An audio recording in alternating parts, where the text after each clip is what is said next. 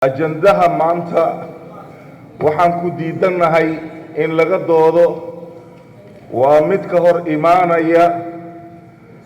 dhaqan ahaan iyo diin ahaanba sida uu u qoran yahay haddaan nahay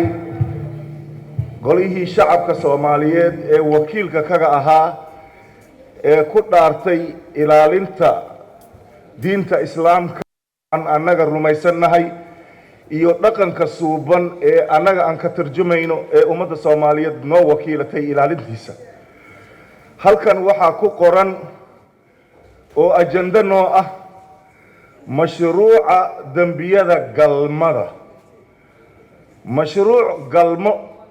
oo la yiraahdo oo magaca wiqaaxada leh oo qayaxan in ajanda golaha shacabka looga soo dhigo ee anaga oo intaasoo culimo intaasoo garaasho iyo intii ummadda Soomaaliyeed ee ayada ay fiirsanaysay in looga soo dhigo ajanda galmo in laga hadlo waa waxaan qabanin baarlamaanka Soomaaliyeedna aanan u cuntamin xataa ma uusan soo raacinin qofkii soo diyaariyay galmada sharci darrada ah xataa kuma uusan darin ama galmada ka hor imaanayso shariicada islaamka ma uusan dhihin wuxuu yiri galmada ayuu ku gaabsaday ilaahay subxaanahu wa ta'ala si asluubaysan ayuu ooga hadlay diinta islaamkan ay u sheegtay labada isqabta xataa qaabkay iskugu tagayaan diinta way sheegtay nisaakum harthun lakum fa'tu harthakum anna shi'tum wa ayada ee ugu talax tagta way haddana haweenkiina u taga saad ugu tagaysaan waa beertiinoo kale haddana wax bay mamnuucday oo diinta ay qeexday annaga waxay diinteena noo sheegin oo ka qurux badan oo annaga meel laga soo guuriyey oo ay u turjuman tahay maartay dad kale oo bilaa xataa diin ah inay yihiin laga yaabo in la soo qaato oo dad muslim ah oo annaga haddee aan ashhaadano oo aan rumaysannahay kitaabkaasi munazalka ah mudane gudoomiye nooma cuntanto kaanayna ka bilaabaysaa galmo way wajiyo badan tahay caalamka maanta aan ku sugannahayne wax badan oo qaadar ka jiro nin aroosa naag aroosta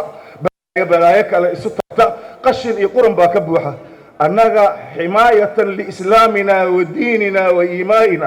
iimaanina wa taqaalidina ayaan waxaan ku diidnay ajandahan in aan ka doodno halarna laga noqo meeshii laga keenay lagu celiyo habixin dalxa habixin waa maasantahay waxaan rabaa marka waxa aad rabto inaad sheegto sida aad wax u rabto saasaan u rabaa